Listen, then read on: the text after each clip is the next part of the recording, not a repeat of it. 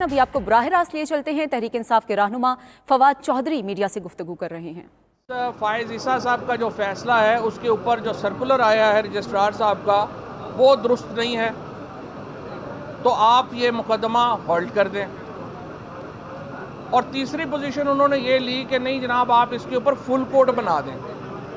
तो फिर जज साहबान ने ये सवाल पूछा अटॉर्नी जनरल साहब से कि आप बताइए, पहले अपना जहन क्लियर करें कि आप चाहते हैं कि ये मुकदमा पोस्टपोन कर दिया जाए या कि हम फुल कोर्ट बनाएं। उसके बाद अटॉर्नी जनरल साहब ने कहा कि उसके बाद खैर उनको जवाब नहीं आया कि मैंने फौरी तौर पे क्या बात करनी है। अटॉर्नी जनरल बड़ा आई मस्ट से बड़ा पढ़ा लिखा और बड़ा प्रोफेशनल लॉयर है and I have a huge respect for him, लेकिन उसको हुकूमत ने फंसा दिया एक ऐसे इन सारे लोगों ने एमको ने पीछे मिलके उस अटॉर्नी जनरल को, और ऐसे ही बेचारा जो है उसको इतना जगहों के ऊपर मुश्किल सवाल है, उसको जवाब नहीं पता चल रहा। उन्होंने कहा आप एक तरफ कह रहे हैं कि आप मुकदमा ना सुने, दूसरी तरफ कह रहे हैं जी आप मुकदमा सुने और फुल कोर्ट बना दें। और फुल कोर्ट में फिर चीफ जस्टिस साहब ने उनको कहा कि देखें जो जज साहबान पहले रिक्यूज़ कर चुके हैं वो फुल कोर्ट में आप कैसे बैठेंगे। तो अब आपकी सबमिशन ये है कि लार्जर बेंच बना दें या क्या करें। तो फिर अटॉर्नी जनरल साहब ने कहा हाँ जी नहीं सही है, आप ये कर दें कि ये फिर वो जजेस जो हैं वो आप जो 15 जजेस नहीं बैठ सकते तो आप जो है वो 9 वाला जो 6 जजेस जो हैं उनको शामिल कर लें और 6 जजेस जो हैं वो फैसला कर दें। तो फिर जस्टिस मुनीब साहब ने ये कहा कि अब आप एक जहन बना के आएँ हमारे पास कि आप क्या चाहते हैं कि मुकदमा रोकना है या हमने 6 जजेस के साथ केस सुनना है। हमने ये उन्होंने कहा हम नोट कर लेते हैं। उसके बाद जो सबसे आज मैं समझता हूँ कि किसी भी हुकूमत के लिए शर्म से डूब मरने का मुकाम है कि आज 2 सेक्रेटरीज पेश हुए, सेक्रेटरी डिफेंस और सेक्रेटरी फाइनेंस।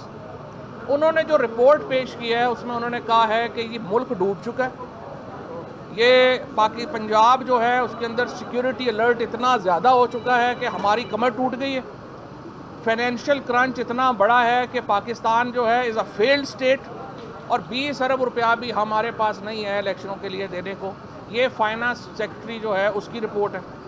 और सेक्रेटरी डिफेंस साहब ने आके बताया है कि हमारा मुल्क जो है वो बिल्कुल ही इतना बनाना रिपब्लिक है और इतना हम सिक्योरिटी के लिए जो है वो हमारा मुल्क ख़त्म हो चुका है जिसमें कोई सिक्योरिटी है ही नहीं किसी की, कि यहाँ इलेक्शन जो है वो होने बड़े मुश्किल हैं। तो उस पर जज साहब ने उनको ये याद दिलाया है कि देखिए इनमें नामजदगियों पे हुकूमत नहीं चलती, इलेक्शन ही होने हैं, ये कॉन्स्टिट्यूशन है आपकी, और इस कॉन्स्टिट्यूशनल ऑब्लिगेशन को पूरा करने के लिए आपने जो कुछ करना है वो आपको नीयत दिखानी होगी। उम्मीद यही है कि ये नीयत सेक्रेटरीज जो हैं दिखाएंगे। ये जो आज बयानात दिए हैं ये बुनियादी तौर के ऊपर मेलाफाइडेज हैं, बदनीयती के ऊपर मबनी बातें हैं। और कोई भी हुकूमत, मैं इस हुकूमत पे भी हैरान हूँ, कोई हुकूमत क्या पब्लिकली एडमिट करेगी कि हम एक फेल्ड स्टेट हैं और हमारा जो है कोई मुस्तकबिल नहीं है। और फिर अटॉर्नी जनरल साहब ने कहा है कि जी नहीं अगर पूरे मुल्क में इकट्ठे हो जाएं, तो उस पर चीफ साहब ने कहा कि इकट्ठे होने में सबसे बड़ी रुकावट तो फेडरल गवर्नमेंट ही है।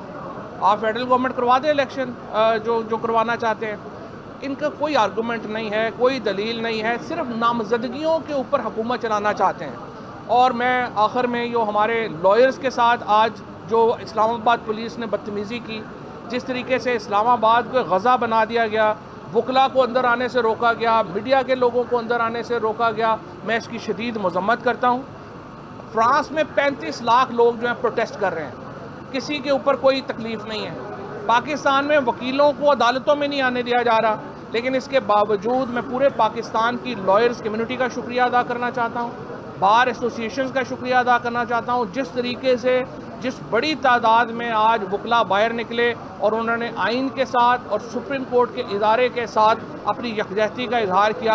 ये पाकिस्तान के रोशन मुस्तकबिल की उम्मीद है। अब इंशाल्लाह तकरीबन 20 मिनट के बाद दोबारा बेंच जो है वो अपनी हियरिंग शुरू कर रहा है और उम्मीद रखनी चाहिए कि आज हियरिंग मुकम्मल हो जाए और आज फैसला हो जाए, तो यही पाकिस्तान के लिए बेहतर है। यहाँ पे तो हम्माद अजहर को भी नहीं आने देंगे, आप वकला की बात कर रहे हैं। हाँ बिल्कुल, किसी को भी नहीं आने दिया गया। नहीं, मोहसिन शाह नवाज राजा साहब जो हैं उनके साथ उनको आने तो इसके पीछे क्या लग रहा है? हमारे वकला को रोका, किसी ने रुकवाया है, क्या हुआ है? यार ये एहतिजाज से डरते हैं ये लोग सारे जो हैं, ये इस वक्त ये जो हुकूमत में बैठे हुए हैं ये लोगों से खौफजदा हैं। ये तो बाहर बैठ के जाके खाना नहीं खा सकते, ये लोगों को कहाँ पेश कर। अच्छा फवाद साहब जी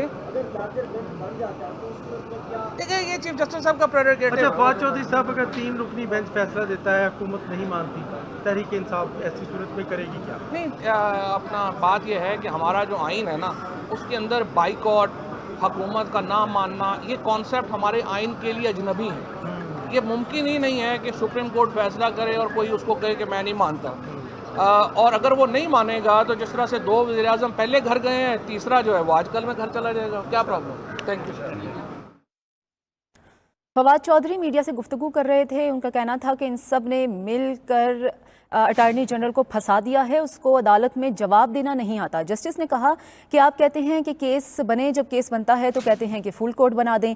पाकिस्तान एक फेल स्टेट बन चुका है। अब तक की रिपोर्ट के मुताबिक पाकिस्तान के पास 20 अरब भी नहीं है कि इलेक्शन करवा सकें। इनका कोई आर्ग्यूमेंट और दलील नहीं है, सिर्फ तैनातियों पर ये हुकूमत चला रहे हैं। हमारे वकला पर आज पुलिस ने तशद्दुद किया। हुकूमत वाले लोगों से खौफजदा हैं और पूरी दुनिया में मुजाहिरे होते हैं, लेकिन कहीं पर तशद्दुद नहीं होता।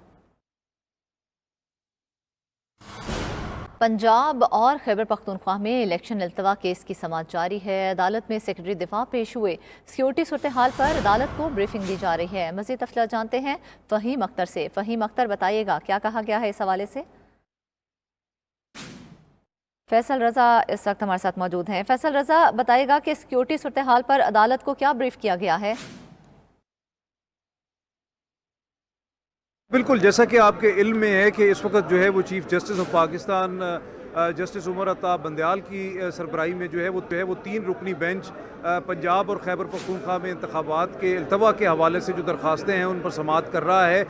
इस वक्त जो है वो सूरत हाल ये है कि सेक्रेटरी दिफा जो है वो लेफ्टिनेंट जनरल रिटायर्ड हमूदुज़्ज़मान खान जो है वो पेश हुए हैं और इस पर जो है वो चीफ जस्टिस ने वाज़े तौर पर कहा कि फोर्सेस का मामला सिर्फ जो है वो आर्मी तक महदूद नहीं है, नेवी और जो है वो एयर फोर्स भी उस ज़ुमरे में आती हैं। बर्री फ़ौज मसरूफ़ है तो नेवी और एयर फोर्स जो है उससे मदद ली जा सकती है। इलेक्शन कमीशन कहता है कि 50% पोलिंग तो जो है हर शोबा लड़ाका नहीं होता, जो है उसके अलावा भी मुख्तलिफ यूनिट्स हैं। अदालत ने वो काम करना है जो खुली अदालत में हो और कोई हसास आई जाएगी। इस मौके पर दरियाफ्त किया गया सेक्रेटरी दिफा से कि क्या सूरत हाल है, जिस पर जो है वो सेक्रेटरी दिफा ने कहा कि बुनियादी तौर पर जो पंजाब की सिक्योरिटी है उसके मामलात काफ़ी हसास हैं और इस हवाले से जो है वो उन्होंने वाज़े तौर पर बताया कि